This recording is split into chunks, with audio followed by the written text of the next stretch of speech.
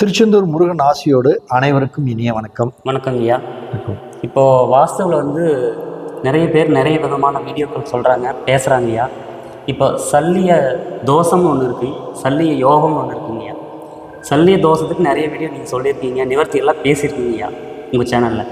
இப்போ பார்த்தீங்கன்னா சல்லிய யோகம்னா என்னங்க ஐயா?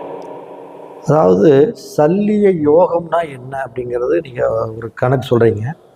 முதல்ல இந்த சல்லியம்னா என்ன, இந்த சல்லியத்துடைய தன்மைகள் என்ன, இந்த சல்லியம் எத்தனை வகைப்படும் அப்படிங்கிறது நம்ம முதல்ல தெரிஞ்சுக்கணும். அதாவது சல்லியம் அப்படின்னாவே அது ஒரு யோகம் தரக்கூடிய சல்லியம் இருக்குது. அதே மாதிரி யோகத்தையும் அதிர்ஷ்டத்தையும் கொடுக்கக்கூடிய சல்லியம் இருக்குது. ரெண்டு வகை இருக்குங்களா? ரெண்டு வகை இருக்குது. அப்போ நம்ம பரணி அஸ்ட்ரோ வேர்ல்டு யூடியூப் சேனலில் ஏற்கனவே பூமி சல்லிய தோஷம்னா என்ன அப்படிங்கக்கூடிய வீடியோவை நம்ம நிறைய போட்டிருக்கிறோம். தேவைப்படுறவங்க அந்த சல்லிய தோஷம்னா என்னன்னு நம்முடைய சேனலில் டிஸ்கிரிப்ஷனில் வைக்கிறேன், அந்த லிங்கை தொட்டு போய் பார்த்தீங்கன்னா உங்களுக்கு அந்த பூமி சல்லிய தோஷம்னா என்னன்னு தெரியும். அப்போ பொதுவாக பூமி சல்லியம்னா என்ன அப்படின்னா, நம்ம ஒரு இடத்த வாங்கலான்னு ஆசைப்படுறோம், இல்லை ஒரு இடத்துல வீடு கட்டலான்னு ஆசைப்படுறோம். அந்த இடம் முன் ஜென்மத்தில் வேற யாரையாச்சும் இருந்து வாங்கியிருப்போம். அப்போ அந்த வாங்கக்கூடிய இடத்துல அந்த இடத்தோட தன்மை எப்படி இருக்குன்னு நமக்கு தெரியாது. அப்போ அந்த இடத்துல சில பொருள்கள் இருந்ததுன்னா அந்த பொருள்கள்னால அந்த வீட்டில் அவங்களுக்கு ஒரு தோஷத்தை கொடுக்கும். சில பொருள்கள் அவங்களுக்கு வீட்டில் இருக்கவங்களுக்கு யோகத்தை கொடுக்கும். அப்போ அந்த தோஷத்தை நம்ம எப்படி கண்டுபிடிக்கிறது அப்படின்னா, அந்த மனையுடைய மண்ணை சலிச்சு பார்க்குறோம் பார்த்தீங்களா, சலிச்சு பார்த்தா அந்த பொருள்லாம் தெரியும். அப்போ சலிச்சு பார்க்குறத பேர் தான் சல்லியம்னு பேர். அப்போ இந்த பூமி சல்லியத்தை யோகத்தையும் அதிர்ஷ்டத்தையும் கொடுக்கக்கூடிய அந்த பொருள்கள் என்னென்ன அப்படின்னு பார்த்தீங்கன்னா, பொதுவாக நீங்கள் ஒரு இடம் வாங்க போகிறீங்கனாலும் சரி, இல்லை புதுசாக ஒரு வீடு கட்டலான்னு இருந்தாலும் சரி, அப்போ அந்த இடத்த வாங்க போகிறப்பயே அந்த உயிரினங்களான,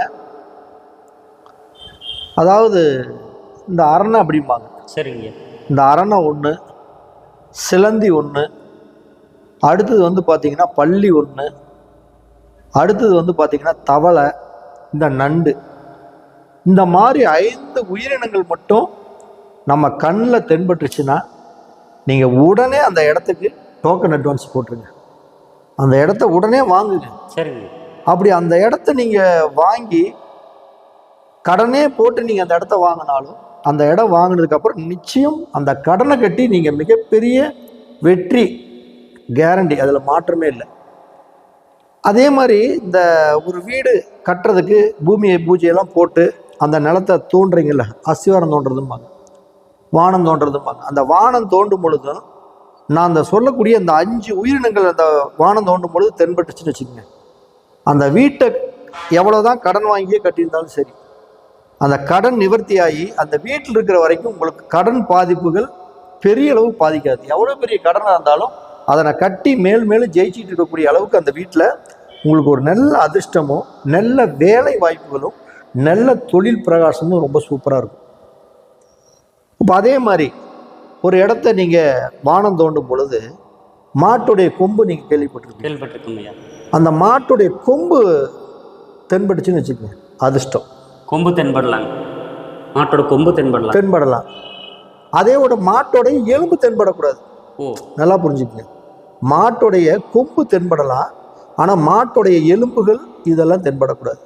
அப்போ மாட்டோட எலும்புகள் தென்படாமல் இந்த கொம்பு தென்படுச்சுன்னு வச்சுக்கோங்க, நீங்கள் அந்த வீட்டு கட்டினதுக்கப்புறம் எவ்வளவு எதிரியாக இருந்தாலும் சரி, அந்த எதிரிகளை வீழ்த்தி நீங்கள் ஜெயிக்கக்கூடிய வல்லமை முதல்ல சிறப்பாக இருக்கும். அடுத்தது அந்த வீட்டில் இருக்கவங்களுக்கு ஒரு மன தைரியம், ஒரு தன்னம்பிக்கை அப்படிங்கிறது சிறப்பாக இருக்கும். அடிக்கடி பயணங்கள் மேற்கொண்டு அந்த பயணங்கள் மூலம் லாபத்தை அடையக்கூடிய ஒரு அற்புதமான உன்னதமான அமைப்பெல்லாம் இருக்கும். அதே மாதிரி இந்த பூமி பூஜை பண்ணி இந்த வானம் தோண்டும் பொழுது புதையல் கிடைக்குதுன்னு நீங்கள் கேள்விப்பட்டிருப்பீங்க. ஒவ்வொருத்தர் வீட்டை பார்த்தீங்கன்னா அந்த வானம் தோண்டும் பொழுது புதையல் கிடைச்சதுமாங்க சொல்லுவாங்க ஐயா. ஒரு சொப்புல நிறைய கிடைச்சது, நிறைய பேர்த்துக்கு கிடைச்சிருக்கு. அதெல்லாம் கிடைச்சா அவன் வாழ்க்கையில் அந்த வீடு கட்டினதுக்கப்புறம் மேலும் டாப் மோஸ்ட் போயிட்டே இருப்பாங்க. அதே மாதிரி அந்த வானம் தோண்டும் பொழுது பார்த்தீங்கன்னா சாமியோடைய சிலை சின்னதாக, சாமியோட சிலை சின்னதாகவோ இல்லை சாமி உருவத்தில் ஏதோ ஒரு சின்னதாக நிறைய பக்கம் கேள்விப்பட்டிருக்கிறேன்.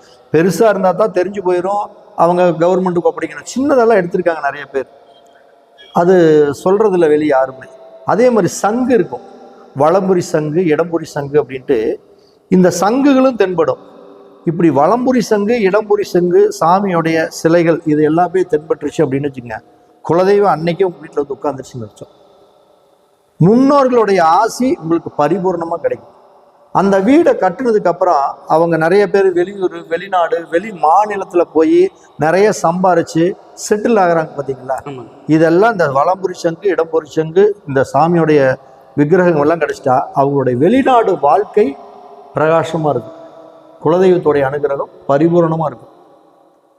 அதே மாதிரி அந்த பூமியை தோண்டும் பொழுது தங்கம், வெள்ளி அல்லது செம்பு இது மாதிரி துகள்களாகவோ இல்லை இது மாதிரி ஏதோ ஒன்று கிடைச்சிட்டாவே அவங்கெல்லாம் மிகப்பெரிய ஒரு அதிர்ஷ்டசாலி. வாழ்க்கையில் ஒரு ஏறுமுகமான வாழ்க்கையை நோக்கியே பயணிப்பாங்க. பணங்காசுக்கு அந்த வீட்டில் இருக்கக்கூடிய பஞ்சமே வராது. இந்த வீட்டை கட்டுனதுக்கப்புறம் குழந்தைகள் எல்லாமே அவங்கவுங்க அடுத்தடுத்து வளர்ச்சி. பையன் சின்ன பையனில் கொஞ்சம் முன்னப்பட்டு இருந்தாலும் அந்த பையன் தலையெடுத்ததுக்கப்புறம் பொருளாதாரத்துலையாக இருந்தாலும் சரி, தொழில் முறையிலையாக இருக்கட்டும், அவங்க அப்பா அம்மாவை வச்சு நிறைய இடம் வாங்கி பார்த்தீங்களா, பையன் தலையெடுத்ததுக்கப்புறம் நிறைய இடம் டெவலப் ஆகிட்டாங்க அப்படிங்கிறாங்க. அப்படியெல்லாம் இந்த மாதிரி சில பொருள்கள் அந்த பூமியை தோண்டும் பொழுதே கிடச்சிட்டா நம்ம தெரிஞ்சுக்கலாம், அந்த குழந்தைகள், வரக்கூடிய குழந்தைகள் மிகப்பெரிய ஒரு அதிர்ஷ்டசாலியாக பிறக்கும்.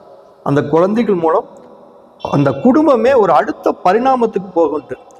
அப்போ நான் அந்த சொல்லக்கூடிய இந்த மாதிரி பொருள்கள் எல்லாமே நீங்கள் இந்த வானம் தோண்டும் பொழுது சரி, புதுசாக ஒரு இடம் வாங்கலான்னு ஆசைப்பட்டு போகும் பொழுது இந்த மாதிரி பொருள் உங்களுக்கு தென்பட்டுச்சுன்னு வச்சுக்கோங்க, அது எல்லாமே பூமி சல்லிய யோகத்தையும் உங்களுக்கு ஒரு அதிர்ஷ்டத்தையும் கொடுத்து உங்களை உச்ச நிலையில் உயர வச்சு பார்க்கும் அப்படிங்கிறது தான் அந்த பூமி சல்லிய யோகம் அப்படிங்கிறது.